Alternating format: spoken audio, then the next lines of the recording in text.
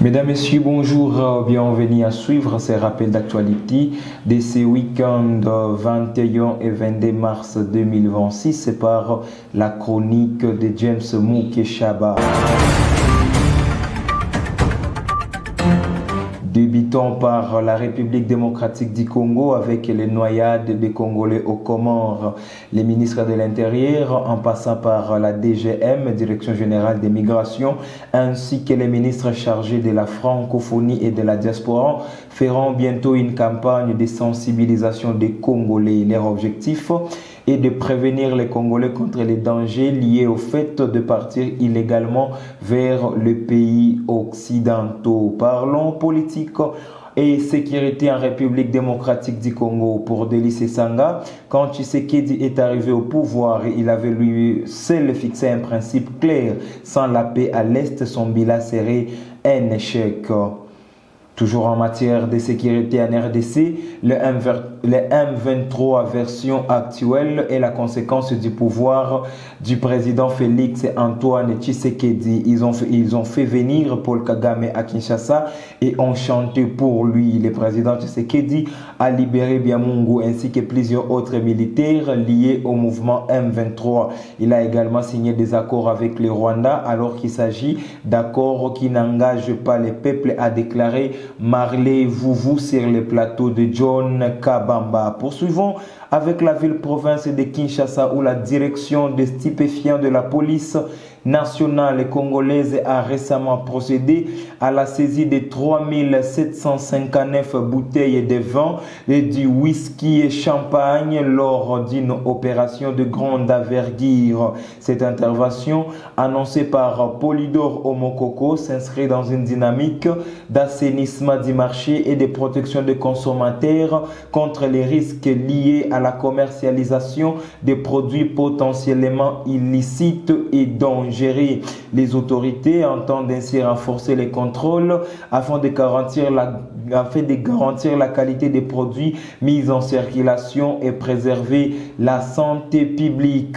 Direction Uvira, où le corps sans vie d'une femme en état de décomposition a été découvert dans la concession de l'établissement Maki à Kawizi dans le territoire d'Uvira. Pour l'instant, aucune information supplémentaire n'a été communiquée sur les circonstances liées à ces décès. Par ailleurs, dans la ville de Bukavu, un enfant de moins de 10 ans a été retrouvé mort ce samedi chez Maria Kachelewa au quartier Panzi dans la commune de Bagira à Bukavu, non loin d'une station-service. Selon les premières informations en notre possession, l'enfant aurait été envoyé par ses parents pour effectuer des tâches ménagères. Il aurait été tué par des individus non autrement identifiés dans la zone par le système dit Kabanga. Parlons infrastructures à Bukavu. Le délabrement avancé des infrastructures routières impose un calvaire quotidien aux étudiants de l'IOB, de l'ICB et l'ISTM, compromettant gravement leur mobilité et leurs conditions de vie académique.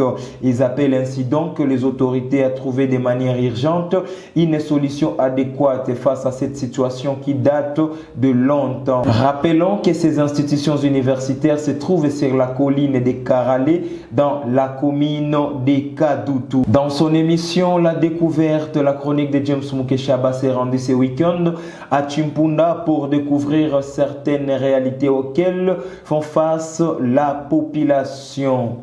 Parlons Tombola Bukavu et Goma, organisée par Hope Pays. La Tombola du 22 mars n'a pas eu lieu. L'organisation Hope Pays avait annoncé la tenue d'une Tombola le dimanche 22 mars 2026 à Bukavu et à Goma après la vente des billets fixés à 2500 francs congolais. Parlons qu'il tire à Bukavu. Les quartiers Panzi a vibré au rythme qu'il tirait ce dimanche 22 mars 2026 au travers d'un festival interscolaire organisé par la chronique de James Mukeshaba, un événement qui prône la paix et l'unité au sein de la jeunesse.